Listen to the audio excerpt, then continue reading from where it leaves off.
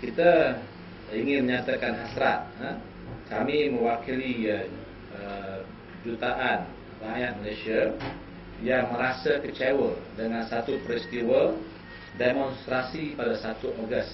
Kerana kita percaya sebagai rakyat Malaysia, kita mempunyai tanggungjawab khas, iaitu kita mestilah bertindak merasaskan kepada prinsip-prinsip perlembagaan dan rukun negara kita. Dalam prinsip perlembagaan dengan jelas mengatakan bahawa kita sebagai rakyat wajib untuk mempertahankan kedaulatan negara kita. Kita juga bertanggungjawab untuk memastikan keharmonian kehidupan dalam negara majmuk ini bersesuaian dengan prinsip rukun negara, iaitu keluhuran perlembagaan, kesopanan dan kesusilaan. Maka menganjurkan satu demonstrasi yang jelas berasaskan kepada perasaan tidak puas hati yang boleh menyebabkan salahnya mesej yang disampaikan kepada masyarakat antarabangsa dan masyarakat setempat, sehingga ia boleh menyebabkan, pertama, rasa kurang selamat orang ramai untuk membeli belah, terutamanya pada hari yang berkenaan. Yang kedua, rasa kecewa dari kalangan peniaga-peniaga kerana mereka kehilangan pendapatan, walaupun pada masa yang sama mereka terpaksa mengeluarkan belanja untuk mempertahankan perniagaan mereka. Yang ketiga, kita dapati ini juga telah menimbulkan satu budaya di mana ia boleh menyebabkan satu kehilangan percayaan kepada kerajaan yang dipilih secara sah oleh rakyat. Dalam prinsip demokrasi, kita kena menghormati keputusan yang telah diambil melalui proses undang-undang, dan kita boleh meletakkan keyakinan kepada mereka yang telah kita pilih tadi. Maka kami dengan ini, pertama, akan menuntut ganti rugi daripada penganjur demonstrasi tersebut. Jumlahnya akan ditentukan kemudian berasaskan kepada bukti-bukti yang kita akan kumpulkan daripada orang ramai.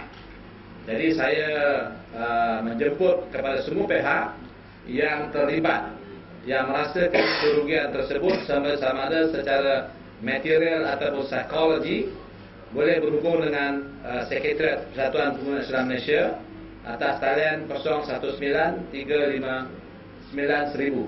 Ya.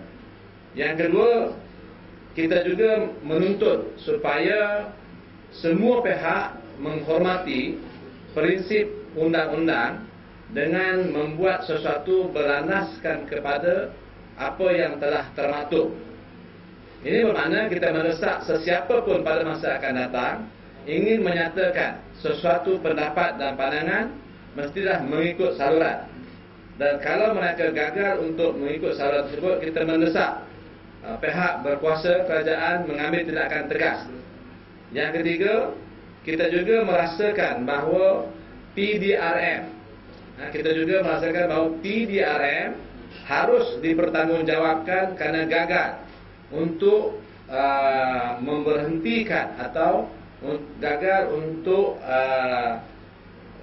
mengawal orang ramai daripada menganjurkan demonstrasi tersebut.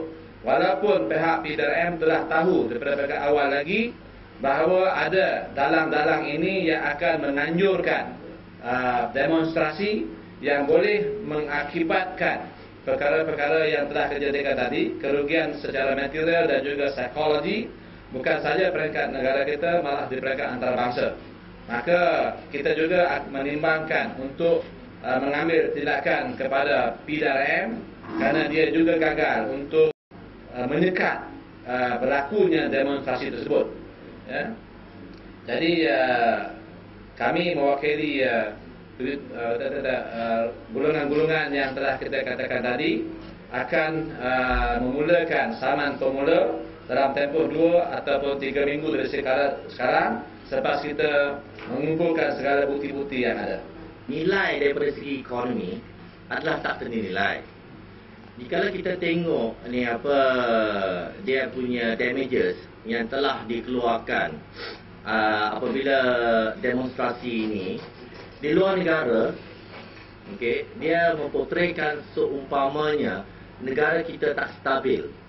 Apabila negara kita tak stabil, sebenarnya kalau kita tengok daripada nilai yang rugi, bukan hanya hari itu yang demonstrasi itu.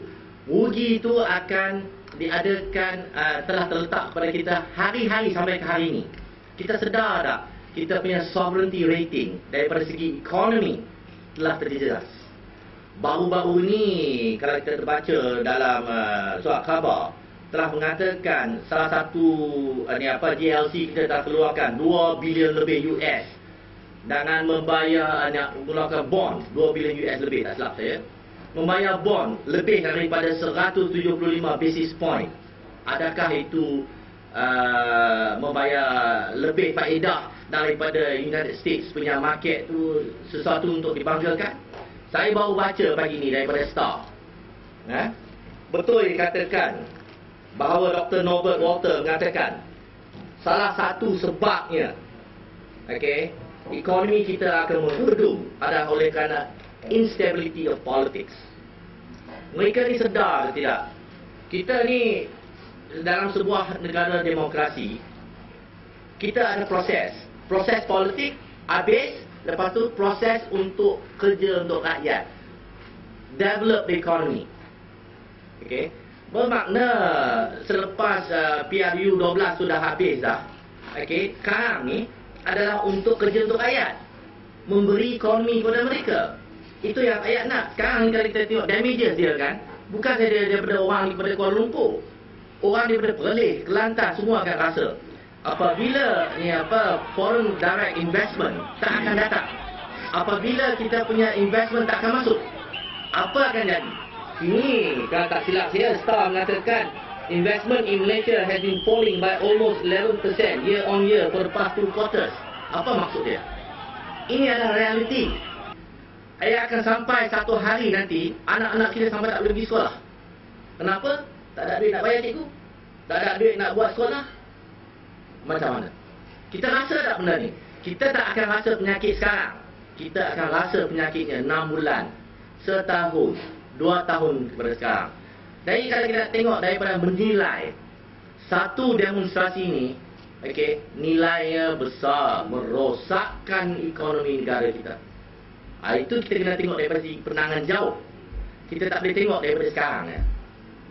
Jadi untuk jawapan adik tadi tu, saya boleh senang katakan, kenapa kita patut bayar 175 basis point lebih kepada bond yang telah GLC kita keluarkan? Kenapa? 175 basis point itu berapa million? Dalam US, dalam ringgit berapa nak sampai berapa bilion? Jadi kita kena tengok dari segi itu. Bila kita punya GLC tak buat duit, siapa yang akan rasa? Kita rakyat akan rasa. Itu daripada segi makro. Daripada segi mikro tu macam Dr. Mahmud katakan, peniaga-peniaga kita tu yang affected tu, harian mereka tak dapat dikembalikan. Tetapi daripada segi negara, adakah kita lupa bahawa kita akan rugi daripada segi negara? Tapi saya pun rasa agak kecewa juga. Kenapa nak buat demonstrasi kat kawasan orang Melayu? I'm not buat racist, buatlah dekat kawasan lain. Buat kat Patalan Street ke kalau berani. Ya. Kenapa pergi dekat Masjid India, ya orang Melayu ramai kat situ, kenapa buat hari Sabtu tak sabar-sabar lagi? Cuba buat tempat yang saya kata di Patalan Street. Ya. Saya pun tak faham.